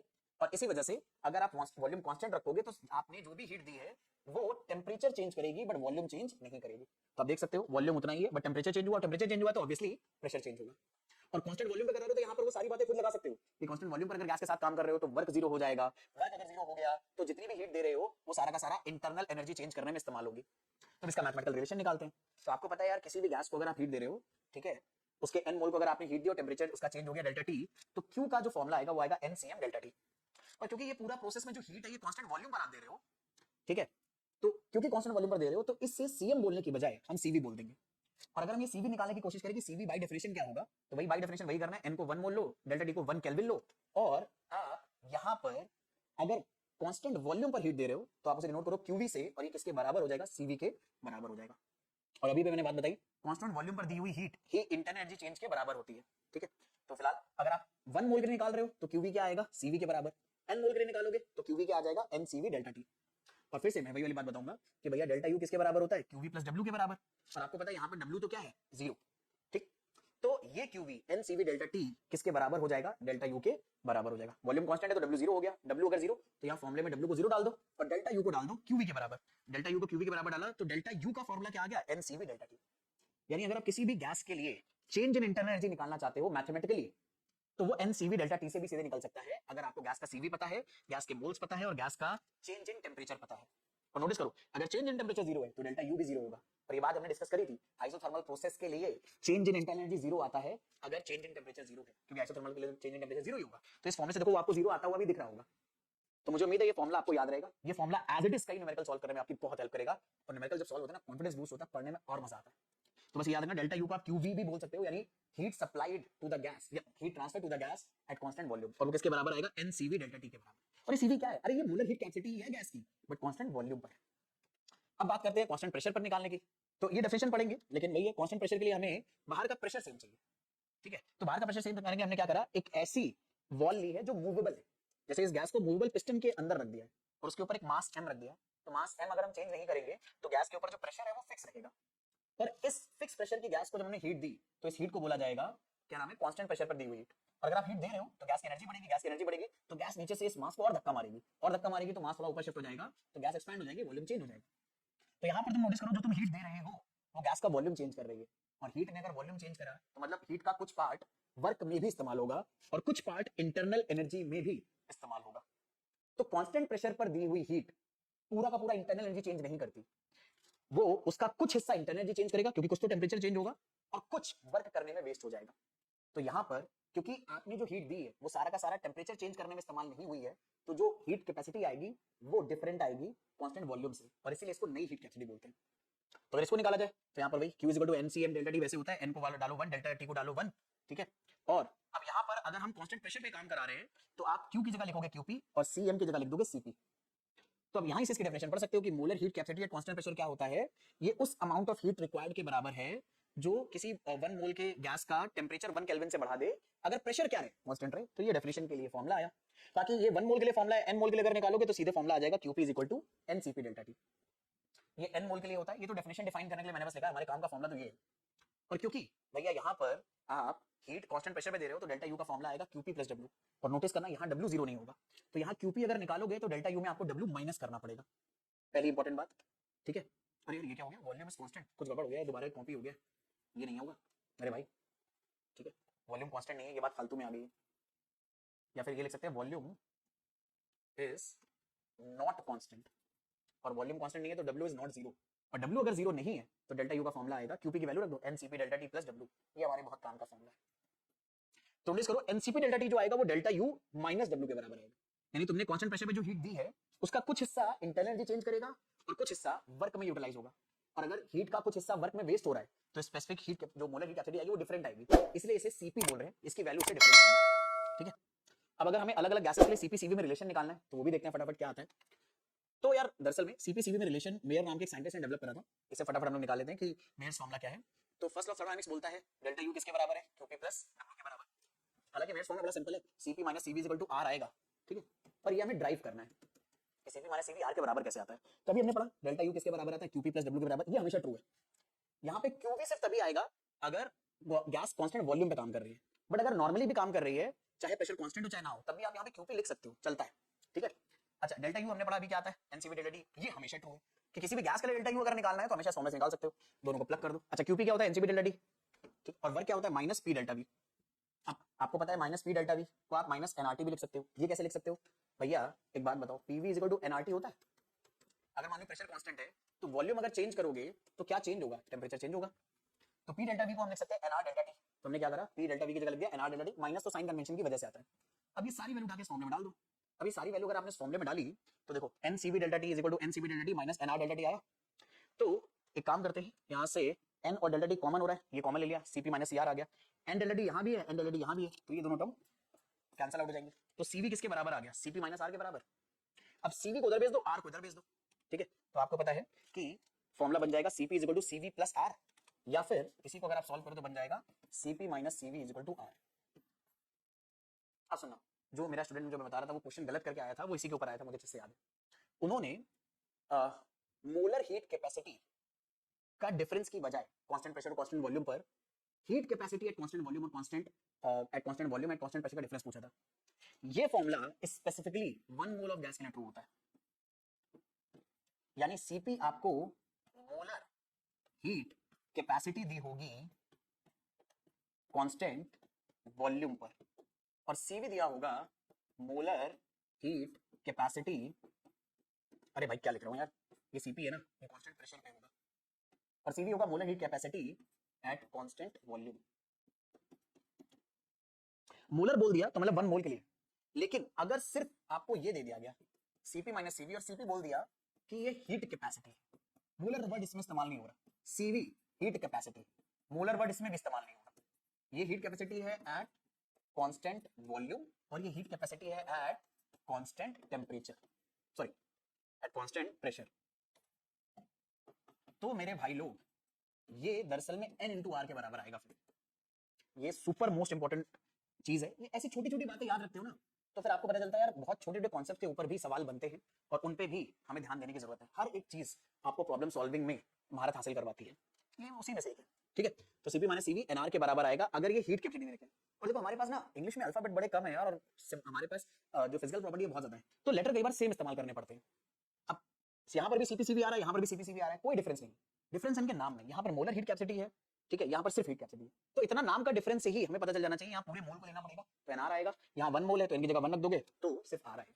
ये बहुत इंपॉर्टेंट बात है याद रखने के लिए, अक्सर बच्चे इसमें मिस्टेक करते हैं। आप चाहो तो ये सवाल पूछ के ना अपने स्कूल में आप अपने टॉपर्स के साथ शो ऑफ कर सकते हो, ठीक है, उनसे जाके पूछ लेना कि यार मान लो हीलियम गैस है, ठीक है, बोल देना 5 मोल हीलियम गैस दे रखी है, उसका कांस्टेंट प्रेशर पर और कांस्टेंट वॉल्यूम पर जो हीट कैपेसिटी होगा उसका डिफरेंस बताओ।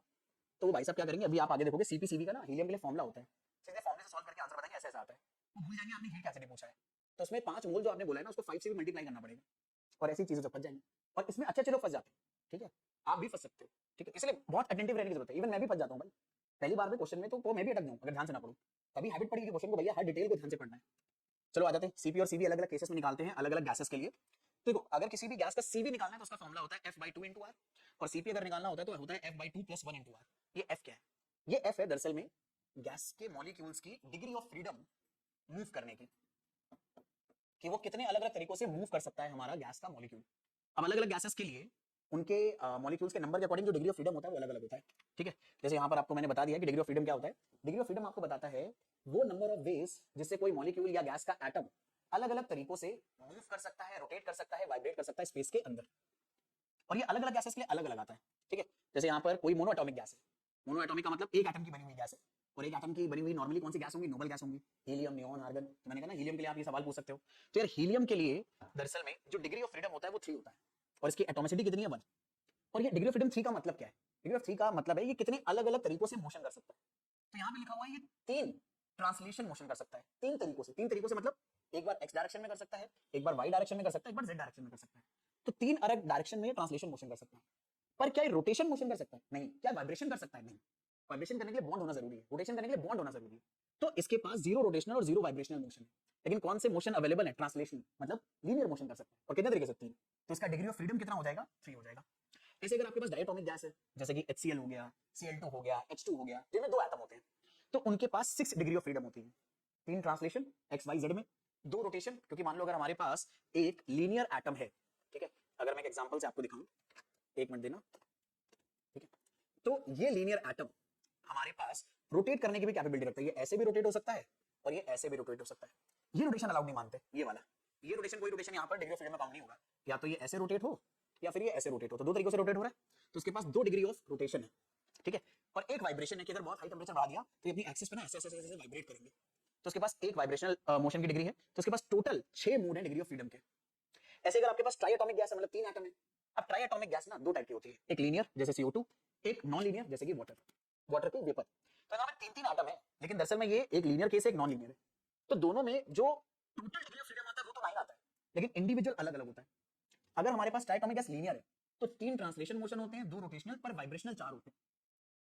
और अगर नॉन लीनियर है तो 3 ट्रांसलेशन होंगे, 3 रोटेशन होंगे, 3 वाइब्रेशन होंगे। ठीक है, नोटिस करना सबसे ज्यादा रोटेशन किसके पास अवेलेबल है? नॉन लीनियर के पास।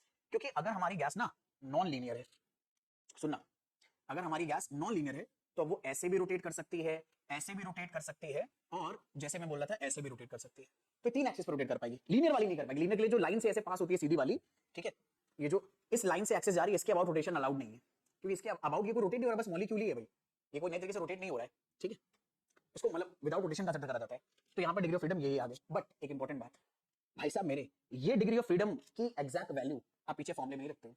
एक बहुत स्पेशल केस है, याद रखना, सीपी और सीवी को कैलकुलेट करते time vibrational degree of freedom, यानी ये वाली डिग्री ऑफ फ्रीडम, आप तभी इस्तेमाल करोगे जब टेम्परेचर बहुत हाई दिया। नॉर्मल टेम्परेचर पे, मतलब 50-100 पर आप दरअसल में वाइब्रेशनल मोशन को कंसीडर करते ही नहीं हो मेरे भाई। वाइब्रेशन आता ही मॉलिक्यूल्स में बहुत हाई टेम्परेचर पर है, आप तब लोगे। और आप ये मान के चल सकते हो कोई सीधा सीधा सवाल बहुत हाई टेम्परेचर का आपके सिलेबस का पार्ट नहीं आता है। तो मोस्टली हम वाइब्रेशनल को इग्नोर करके ही रखते हैं। यानी आपको जब भी नॉर्मली सीपीसीवी निकालना है तो बस ट्रांसलेशनल और रोटेशन मोशन को ही कंसीडर करना है, चाहे मोनोटॉमिक गैस हो, चाहे डायटोमिक, चाहे ट्राइएटॉमिक लीनियर हो, चाहे ट्राइएटॉमिक नॉन लीनियर हो, ठीक है। अच्छा, अगर मानो 3 एटम से ज्यादा हो गए तो भी यही चलेगा। 3 एटम से ज्यादा अगर आ गए तो भी यही चलेगा मेरे बच्चे, मतलब वो ट्राइएटॉमिक नॉन लीनियर वाला ही सारा केस चलेगा। उसमें आप ट्रांसलेशन मोशन 3 मानोगे, रोटेशन मोशन 3 मानोगे, वाइब्रेशन 3 मानोगे, लेकिन अगर वाइब्रेशन कंसीडर करना है तो टेम्परेचर बहुत हाई होना चाहिए। अदरवाइज डिग्री ऑफ फ्रीडम बस ये 3 और 3 6 ही मानोगे। अब ये वैल्यूज आपको मैं एडवाइस कर रहा हूं, ये वैल्यूज इस्तेमाल करके आप अलग अलग गैसेस के लिए सीपीसीवी निकालना। जैसे मोनोटॉमिक गैस के लिए आप डिग्री ऑफ फ्रीडम अगर रखोगे तो मोनोटॉमिक गैस के लिए 3 ही ट्रांसलेशन मोशन, वाइब्रेशन तो है नहीं, तो आप सीवी निकालने के लिए एन की जगह यहाँ एफ की जगह 3 रखोगे तो 3/2 आ रहेगा।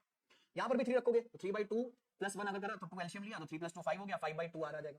यानी मोनोटॉमिक गैस के लिए सीवी आएगा 3/2 आर और सीपी आएगा 5/2 आर।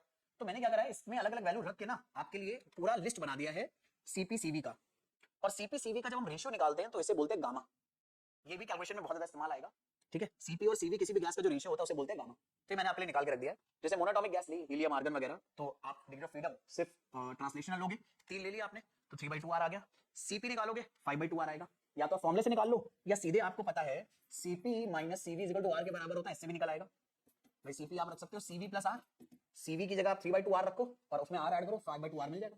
और गामा निकालना है तो 5/3 आ जाएगा। आप इस रेशियो को कैलकुलेट भी कर सकते हो, कितना आ रहा है, 1.6 समथिंग कुछ आ जाएगा, ठीक है।